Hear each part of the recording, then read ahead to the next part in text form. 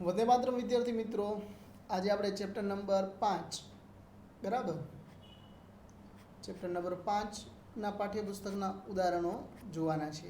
તો દરેક વિદ્યાર્થી મિત્રોને વિનંતી કે ઝડપથી પોતાની ટેક્સ્ટ બુક અને રકમો લેવા મળે. બરાબર, તો આપણી પાસે એક્ઝામ્પલ નંબર 1 છે. બરાબર, ઘણીવાર આકૃતિ આપવામાં નથી આવતી, પણ ઘણીવાર ચાલે છે. બરાબર, આકૃતિ આપવામાં આવે કે ન આપવામાં આવે. બરાબર, ચુંબકીય સોયની ચાક માત્રા આપવામાં આવી છે. જડત્વની ચાક માત્રા, જેને આપણે કહીશું આઈ, કેટલી છે? 6.7 × 10⁻² એમ્પિયર મીટર સ્ક્વેર.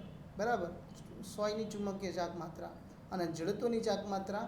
ઓકે, ચુંબકીયની ચાક માત્રા એટલે એને કહેવાય છે એમ, અને જડત્વની ચાક માત્રા એટલે આઈ.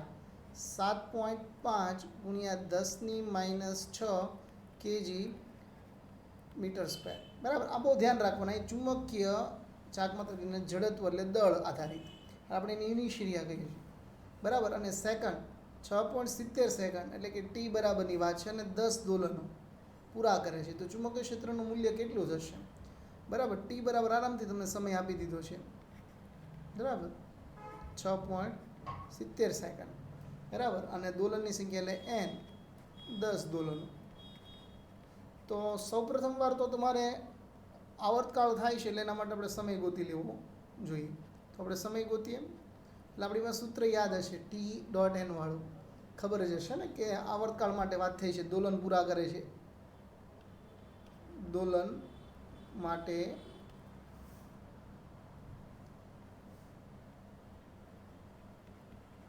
આવર્તકાળ. ઓકે, આરામથી તમે લખી શકો છો આવર્તકાળ. T is equal to total લીધેલો સમય અને કુલ દોલનોની સંખ્યા. એટલે આપણે ભાઈ કેટલો છે ભાઈ? આરામથી કહી શકો 6.70/10. બરાબર,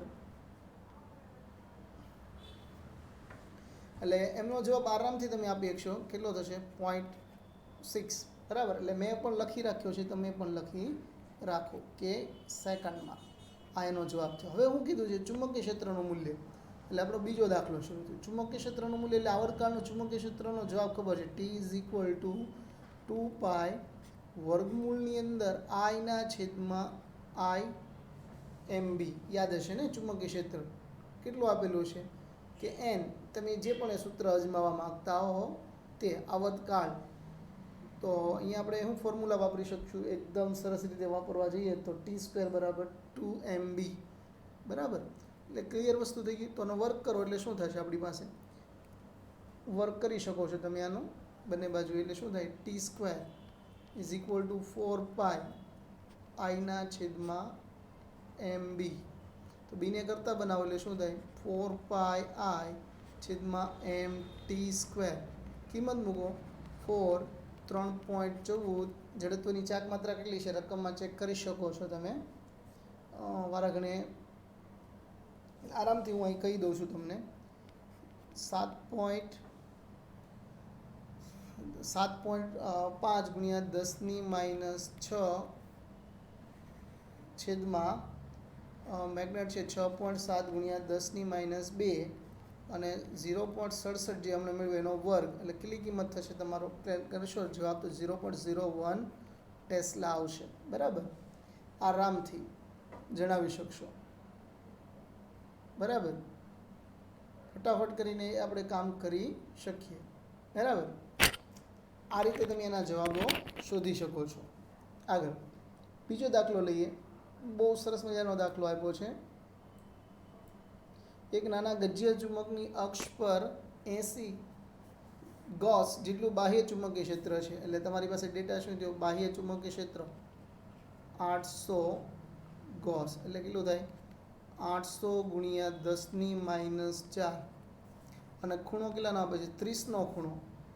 થીટા ઇઝ ઇક્વલ ટુ 30 અને 0.016 Nm જેટલું ટોર્ક ઉત્પન્ન કરે છે. એટલે કે ટોર્ક કેટલું થયું? 0.016. તો પહેલું કીધું છે જડત્વની ચુંબકની ચાક માત્રા, એટલે એનો કહેવાય એમ ગોતવાનું. બરાબર, તો આપણી પાસે એનો તો જવાબ મળી જાય. પહેલો દાખલો, ટોર્કનું સૂત્ર યાદ હશે ચુંબકીય ક્ષેત્રમાં. Torque is equal to MB sin θ. બરાબર. એમ જોતો છે કરતા બનાવો એટલે એમ ટોર્કના છેદમાં બી સાઇન થીટા. બરાબર. તો ટોર્કની કિંમત કેટલી છે? 0.016 છેદમાં બી એટલે તમારું 800 ગુણ્યા 10⁻⁴ સાઇન 30ની કિંમત. સાઇન 30ની કિંમત 1/2. તમે આનું કેલ્ક્યુલેટ કરો એટલે તમારો સીધો જવાબ મળી જવાનો છે તમને. બરાબર. કેટલો જવાબ આવવાનો છે? એમ બરાબર કેલ્ક્યુલેટ કરો તો સીધું અહીં જો 4 છે એટલે 2 મીંડા અહીં ઉડી જાય એટલે 8 ગુણ્યા 10⁻². બીજું અહીંયા થઈ જાય 16 ગુણ્યા 10⁻3 સાઇન 60ની કિંમત 1/2. બરાબર. કિંમત મૂકશો એટલે તમારો આન્સર આવશે 0.40 મીટર સ્ક્વેર. બરાબર. આરામથી તમે આ સમજાવી શકો છો. કેલ્ક્યુલેટ તમારા હાથની વાત છે. હવે બીજો સવાલ માંગ્યો છે આપણી પાસે, તેને મહત્તમ સ્થાયી સ્થિતિમાંથી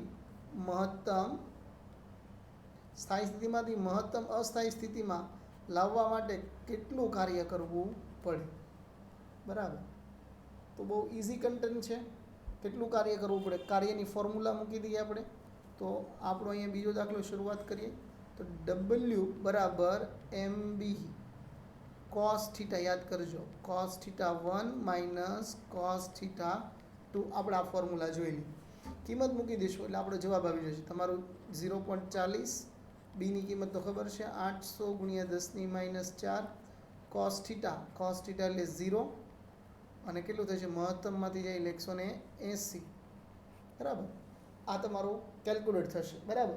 આરામથી તમે ગણી શકો છો. તો આમાં કેટલું થશે? જો કે કિંમત ન મૂકીએ તો મને એક આઈડિયા સરસ આવ્યો છે. બરાબર. કિંમત નથી મૂકવી, ચાલો આપણે ખાલી થીટાની કિંમત મૂકીએ આપણે. તો તમારી પાસે MB cos થીટા એટલે પહેલાં સ્થિતિ હતી 0 અને પછી થઈ cos 180.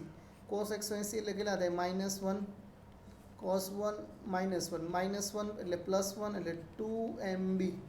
તો 2 ગુણ્યા એમની કિંમત મૂકો અને બીની કિંમત મૂકો. તો બીની કિંમત તો ખબર છે 800 ગુણ્યા 10⁻⁴. એમની કિંમત શું થશે? તો કે હમણાં ગોતી હતી 0.40. એટલે જો તમે એનું કેલ્ક્યુલેટ કરશો એટલે આરામથી તમારો જવાબ આવશે. આમ તો ઉડી જાય છે 4 × 2 = 8 ને ડબલ 0 એટલે ગણીએ તો ડબલ થયું એટલે 0.0064 જૂલ. બરાબર. આવો કંઈક જવાબ આવે. પછી ત્રીજો શું કહે છે? ગજિયા ચુંબકની જગ્યાએ, જો ચોખ્ખું કીધું છે, ગજિયા ચુંબકની જગ્યાએ ચુંબકીય ચાક માત્રા ધરાવતો સોલેનોઇડ મૂકવામાં આવે તો એના આડછેદ એટલે એ નું ક્ષેત્રફળ આપ્યું છે ને 1000 આટા એટલે કેપિટલ N આપવામાં આવ્યા છે. તો સોલેનોઇડમાંથી પસાર થતો વિદ્યુત પ્રવાહ I ગોતવાનો છે. આરામથી મળી જાય, ડરવાની કોઈ જરૂર નથી. આપણી પાસે ત્રીજો ભાગનું ફોર્મ્યુલા પણ છે, યાદ હશે. સોલેનોઇડ માટે સોલેનોઇડનો પ્રવાહ ગોતવું છે તો એનો મતલબ એની મેગ્નેટિક મોમેન્ટ યાદ કરો. N = IA. તમને એ આપી દે, N આટાની સંખ્યા આપે, એમ તો આપણે ગોતેલો છે. તો આઈને કરતાં બનાવો એટલે શું થાય? આઈને કરતાં બનાવશો એટલે આરામથી તમે એનો જવાબ આપી શકો. શું આપશો મિત્રો? તો કે M/NA. બરાબર. M કેટલો હતો એ મને નથી ખબર, તમને ખબર છે. 0.40 ગુણ્યા 10⁴ રકમ ઉપર છે અથવા એટલે મેં તમને કીધું તમારી ટેક્સ્ટ બુક તમારી પાસે રાખો. આટાની સંખ્યા 1000, ક્ષેત્રફળ આપવામાં આવ્યું છે રકમની અંદર જોવામાં આવે તો 2 ગુણ્યા 10 મારી પાસે પણ ટેક્સ્ટ બુક જ છે 10⁻⁴. બરાબર. સાદું રૂપ આપવાની ટ્રાય કરીએ આપણે તો આનો આરામથી જવાબ સીધો જ હિસાબ છે. આમ તો ગણો ને 2 × 2 = 4 અને 0 0 4 3 0 અહીંથી એટલે એક વધે એક અહીંયાથી એટલે 2 એમ્પિયર જેટલો પ્રવાહ તમારી પાસે રહેશે. બરાબર. હંમેશા દાખલાની પ્રેક્ટિસ કરો, જાતે ગણો અને એમાં રહેલા ડેટા મુજબ સૂત્ર ગોતો. પહેલાં સૂત્રો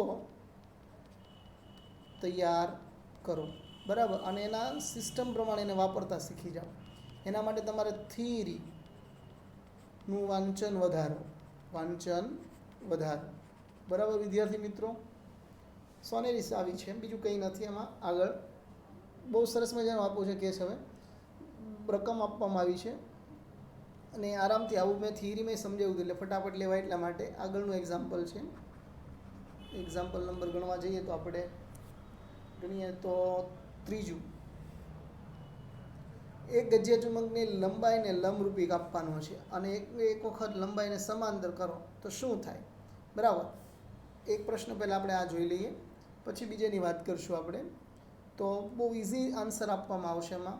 તો કે આ એક ચુંબક હોય, તમે મને ઊભો કાપી નાખો એટલે એના ધ્રુવ વેચાઈ જશે. જો SN અને SN એટલે બે સ્વતંત્ર ચુંબક તરીકે વર્તશે. અને બીજું, ચુંબકીય ડાયપોલ મોમેન્ટ કેવી થઈ છે? પહેલાં જે ડાયપોલ મોમેન્ટ હતી IA અથવા તો જે પણ હોય, બરાબર, જે પણ હશે, માની લો M હતી, M બરાબર M, અને પછી જે નવી બની M2 બરાબર M ડેશ, તો પહેલાં કરતાં હવેની ડાયપોલ કેટલી થાય? M/2, અડધી થશે. મૂળ કરતાં અડધી થશે. અને ધ્રુવમાન એટલે કે અહીંયા જે ધ્રુવમાન હોય એ પહેલાં જેવું જ રહે. ધ્રુવમાનમાં કોઈ ફેર પડતો નથી. ધ્રુવમાન જે અંદર હશે, અહીંયા જે ધ્રુવમાન હોય એના એ ધ્રુવમાન રહેશે. બરાબર, ખ્યાલ છે ને? એની ડાયપોલ મોમેન્ટ શું લખી? 2L ગુણ્યા QM. તો QM એટલે ધ્રુવમાન કેવું થશે? તમારું મોમેન્ટને ટોટલ લંબાઈ વડે ભાગવામાં આવે. તો આની મદદથી પણ તમે મેળવી શકો. બરાબર. હવે માનો કે સમાંતર કાપવામાં આવે, એટલે આપણો બીજો સવાલ એમાં. તો શું થાય? આવી રીતે પટ્ટી કપાઈ ગઈ તો એનો મતલબ કે એની મોમેન્ટ અડધી થઈ. મોમેન્ટ એટલે S થી N દિશામાં એમ હોય. બરાબર. તો ગજિયા ચુંબકની તેની લંબાઈને સમાંતર બે ટુકડા કરવામાં, સ્વતંત્ર ચુંબક તો બનવાના છે, પણ મોમેન્ટ એ અડધી થશે અને ધ્રુવ પણ અલગ થશે. એટલે કે ધ્રુવમાન પણ અડધો થાય, ધ્રુવમાન પણ અડધું થાય, અને શું થાય? મોમેન્ટ પણ અડધી થાય. એટલે કે નવી મોમેન્ટ જે મળે M ડેશ M/2 મળે, અને નવો ધ્રુવ મળે એ પણ શું મળે? મૂળ ધ્રુવ કરતાં અડધો મળવાનો છે. આ રીતનું કામ છે. બરાબર. હવે બીજી એક વાત કરીએ. બીજો પોઈન્ટ એવો કીધો છે, બહુ ઇન્ટરેસ્ટિંગ, કે બી નિયમિત ચુંબકીય ક્ષેત્રમાં સ્વયંને ટોર્ક અનુભવે પરંતુ પરિણામી બળ અનુભવતી નથી. તો ગજિયા ચુંબક પાસે મૂકેલી ખીલી ટોર્ક ઉપરાંત આકર્ષણ બળ અનુભવે છે. શા માટે? બહુ અહીંયા નિયમિત કીધું. જો અહીંયા શબ્દ છે, અહીંયા નિયમિત ચુંબકીય ક્ષેત્ર હોય તો ટોર્ક કેવું થાય? એક રેખાશે, એટલે પરિણામી 0 થઈ જાય, એટલે બળ અનુભવતી નથી. પણ ગજિયા ચુંબકને ખીલી જ્યારે મૂકવામાં ત્યારે આકર્ષી બળ અનુભવે. બરાબર. એને અનિયમિતમાં મૂકવામાં આવી છે. બરાબર. તો એ આપણે ડેટા જોઈએ થોડો. મુદ્દો જે આપણો બીજો જવાબ છે એની જો વાત કરીએ તો એ સીધી વાત થાય છે. કહેવાની વાત કરીએ તો કે મેં હમણાં જેમ કીધું એમ, જો ચુંબકીય ક્ષેત્ર નિયમિત હોય તો બળ લાગે નહીં. શું લાગે? નિયમિત ચુંબકીય ક્ષેત્ર ન હોય, બરાબર, એટલે બળ લાગશે નહીં, ઉત્પન્ન ન થાય. બળ ન લાગે એટલે ટોર્ક ન મળે. પણ જો અનિયમિત ચુંબકીય ક્ષેત્ર હોય, અનિયમિત ચુંબકીય ક્ષેત્ર, તો બળ લાગે એટલે ટોર્ક અનુભવશે. અને એમાં કેવું થશે કે બળ અને ટોર્ક બંને અનુભવે છે. પરિણામે બળ આકર્ષી લાગે, કારણ કે ખીલીમાં પ્રેરિત થયેલું ઉત્તર ધ્રુવની સરખામણીમાં પ્રેરિત દક્ષિણ ધ્રુવનું ચુંબકત્વ ખૂબ નજીક હોય છે, એટલા માટે એના તરફ ખેંચાઈ જાય છે. બીજું, આગળનો જે કન્ટેન્ટ છે એમાં કીધું છે કે દરેક ચુંબકીય સંરચનાનો ઉત્તર ધ્રુવ અને દક્ષિણ ધ્રુવ હોવો જોઈએ. જે ટોરોઇડના ચુંબકીય ક્ષેત્ર વિશે શું કહેશો? હા, દરેકને હોય, પણ આપણે એક બહુ સરસ આ થિયરી ઉપર આધારિત છે, એટલે એનું સીધું જ કહીએ આપણે. એવું જરૂરી નથી, ત્યારે જ સાચું કહેવાય જ્યારે ચુંબકીય ક્ષેત્રનો ઉદ્ગમ પરિણામી ચુંબકીય ચાકમાત્ર 0 હોય. ટોરોઇડ એ સીધા અનંત લંબાઈનો વાહક માટે આમ હોતું નથી. બરાબર, સીધી વાત છે. ઉદ્ગમ પરિણામી ચુંબકીય ચાકમાત્ર 0 ન હોય. ટોરોઇડ એ સીધા અનંત લંબાઈનો વાહકતા માટે આમ હોતું નથી, આવું આપણે કહી શકીએ. બરાબર, એટલે ટોરોઇડને આપણે નકારીએ છીએ. પણ હકીકતમાં જો આપણે એને જોવાનો પ્રયત્ન કરીએ બહુ ઇઝીલી રીતે, તો આરામથી તમે કહી શકો આવી રીતે કે મુદ્દો એવો છે કે દરેક ચુંબકીય સંરચના એ ઉત્તર અને દક્ષિણ ધ્રુવ હોવા જો કોઈ પણ ચુંબક હોય એવું જરૂરી નથી. જેમ કે તમારી પાસે સીધો તાર, વાળો તાર, તો એનો આ ધ્રુવ S હોય ને પાછળનો N ધ્રુવ હોય. પણ ટોરોઇડ છે એવી એક રચના છે કે જેની અંદર તાર વીંટાળેલા છે, તો એને હોતું નથી. આ એની ખાતરી પુરાવે કે બધાને ન હોય. બીજું, આગળ છેલ્લો મુદ્દો, એ તો બહુ ઇઝી છે એકદમ. બે સરખા લોખંડ A અને B, જો તો અહીંયા જ જવાબ આપી દે. A અને B બે ટુકડાઓ છે. કોઈ ચોક્કસપણે ચુંબકીય હોવાનું જ્ઞાત જાણવું છે. બે ટુકડા છે પણ તમારે બહાર ઉપયોગ કરવાનો નથી. જો ધ્યાન આપજો, બે એક સરખા ટુકડા A અને B આપેલા છે, જ્યારે કોઈ એક ચોક્કસપણે ચુંબકિત કરેલો હોવાનું જ્ઞાત છે. બરાબર, આપણે જાણતા નથી કે કયો છે. બંને ચુંબકિત કરેલા છે કે નહીં તે પણ નક્કી કરવું છે આપણે. તો એક ચુંબકીય કરેલો હોય અને તો કેવી રીતે કહી શકો તે કયો હશે? ફક્ત ટુકડો A અને B સિવાય બીજો કશો ઉપયોગ કરવાનો નથી. તો ઇઝીલી એક આ ટુકડો છે એ, બરાબર,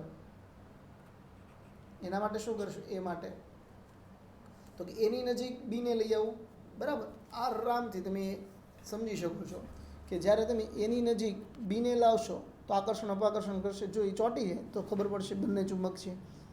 સમજાય છે? અને બીજા ધ્રુવ લાવવાનું જો અપાકર્ષણ ઊભો હોય તો નક્કી થઈ ગયું કે બંને ચુંબક છે. આ રીતે આપણે એને નક્કી કરી શકીએ. હું હજી બોલું છું, ફરીથી જે ડેટા આપ્યા છે એ પ્રમાણે વાત છે. બહુ ક્લિયર છે. આ ટુકડાને જુદા જુદા છેડાને એકબીજા પાસે લાવો અને કોઈ પણ પરિસ્થિતિ દરમિયાન અપાકર્ષી બળ અનુભવે તો બંને ચુંબકીય છે.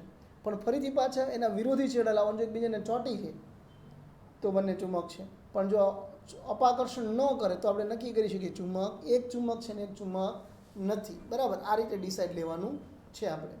બરાબર.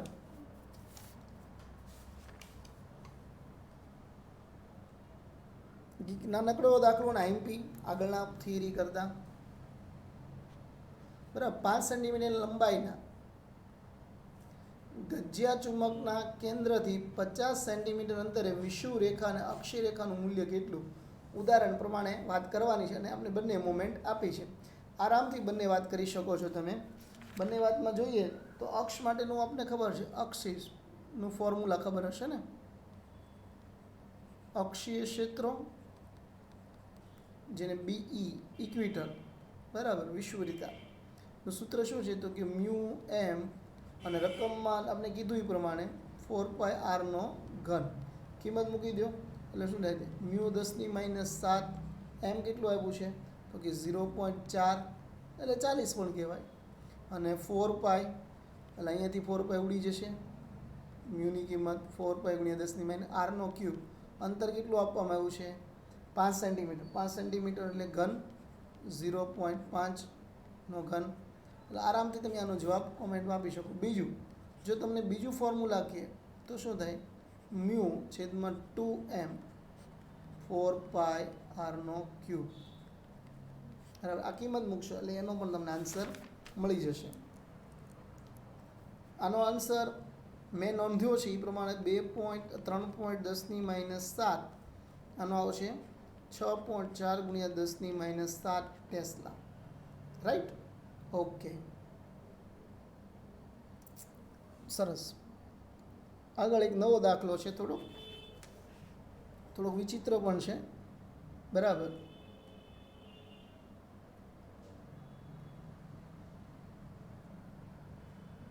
હવે અહીંયા છે ને ખૂણા પર કામ કરવાનું છે. બરાબર, એટલે આરામથી આવડી જાય. તમે સ્થિતિ ઉર્જાની ફોર્મ્યુલાના આધારે પણ લઈ શકો છો. ક્લિયર કટ મુદ્દો. બરાબર, તો એ પણ સરસ રીતે એક મુદ્દાને વ્યાખ્યાયિત કરીએ આપણે. એ પહેલાં હું રકમને એકવાર સ્ટડી કરી લઉં કે ભાઈ એ જ રકમ છે કે હા. ઓકે. ઉદાહરણ નંબર એની જ છે. બરાબર. સ્થિતિ ઉર્જાના આધારે પણ નક્કી કરી શકીએ છીએ આપણે એમની સ્થિતિ ઉર્જા. બરાબર, 0, ધન, ઋણ. અને ડાયરેક્ટ પણ જવાબ આપી શકો છો કે સ્થાયી સંતુલનમાં છે કે અસ્થાયી સંતુલનમાં. બરાબર. પહેલાં જુઓ, આની અંદર શું આપવામાં આવ્યું છે? એક્ઝામ્પલ, આકૃતિ ઓ એ મૂકેલી છે એક અહીંયા સોય મૂકી હોય આવી રીતે, આમ ચુંબકીય સોય. બરાબર. અને તીરની દિશામાં ચુંબકીય ક્ષેત્ર મોમેન્ટની દિશા હોય છે, એટલે કે ઉપર તરફ મોમેન્ટની દિશા રાખવામાં આવે આખી આ રીતે આમ નીકળતી હોય. બરાબર. આમ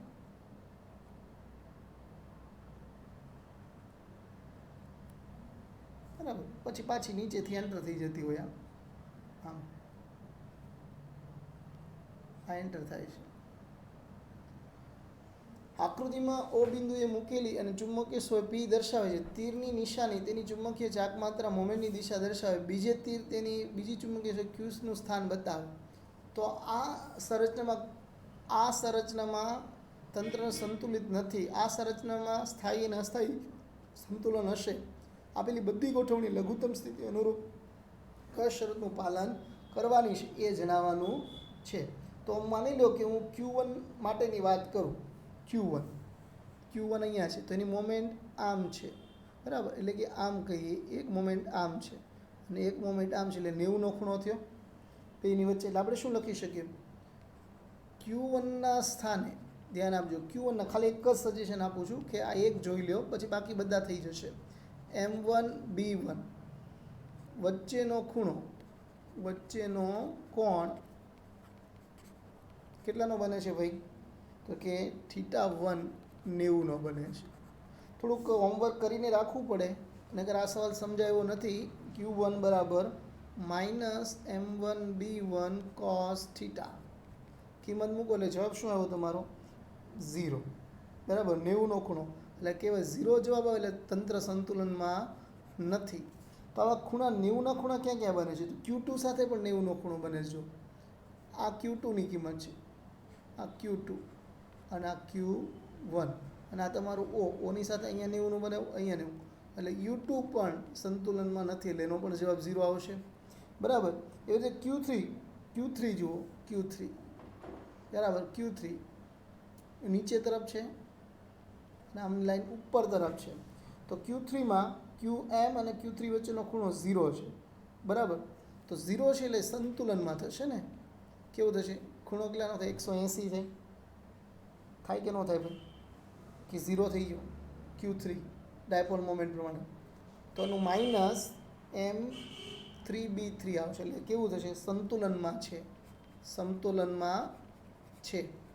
આ ડેટાના આધારે તમારે એના જવાબ આપવાના છે. આવી રીતે દાખલો ગણતા જશો એટલે તમને ખબર પડશે કે PQ અને PQ ગોઠવણી સંતુલનમાં નથી. એટલે આપણે ઉપરથી સીધા જવાબ આપીએ છીએ કે PQ1 અને PQ2 સંતુલનમાં નથી, સંતુલનમાં નથી. બરાબર, એક મુદ્દો થયો. બીજો મુદ્દો, PQ3 અને PQ6 આ બે સંતુલનમાં થશે, એનો જવાબ માઇનસમાં આવવાના, અને પાછા આવશે માઇનસમાં, એટલે કેવા આવે? સ્થાયી સંતુલનમાં. બરાબર. અને ત્રીજું 4 અને 5 PQ4 અને PQ5 એ શું થવાના છે? અસ્થાયી સંતુલનમાં, અસ્થાયી સંતુલનમાં આવશે. તો એ ચેક કરવા માટે તમે એનું સૂત્ર પણ વાપરી શકો છો, એટલે આરામથી એના જવાબો કેવા આવશે?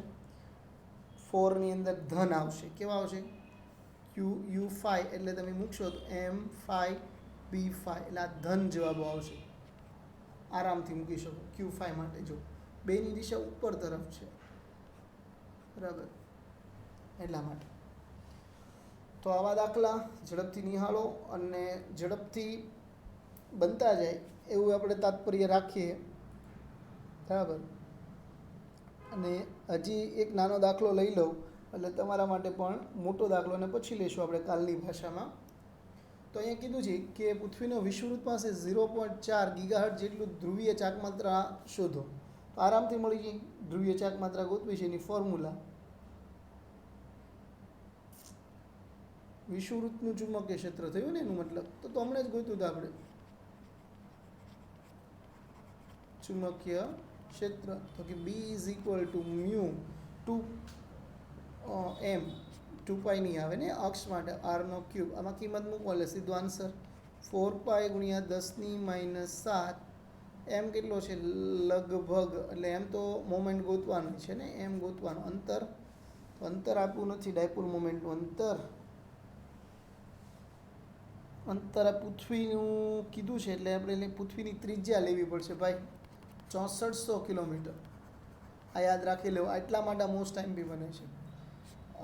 4π × 6400 એટલે શું થાય? 64 × 10⁵ એટલે એને બી કેટલું આપવામાં આવ્યું છે? 0.4 ગોસ. બરાબર. બી કેટલું આપવામાં આવ્યું છે? 0.4 × 10⁻⁴ ટેસ્લા. એમને કરતાં બનાવો એટલે તમારો આન્સર સીધો આવી જશે. બરાબર. 4 × 10⁻⁵, 6.4 × 10⁻⁷.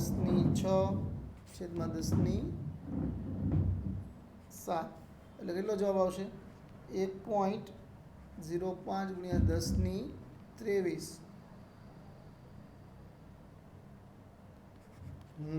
કેલ્ક્યુલેટ જોજો. મેં મારી પાસે રાખ્યું હતું. બરાબર. આ રીતે તમે એના દાખલા ગણી શકો છો. સરસ. તો આજે એટલો જ લેક્ચર આપણે રાખીએ.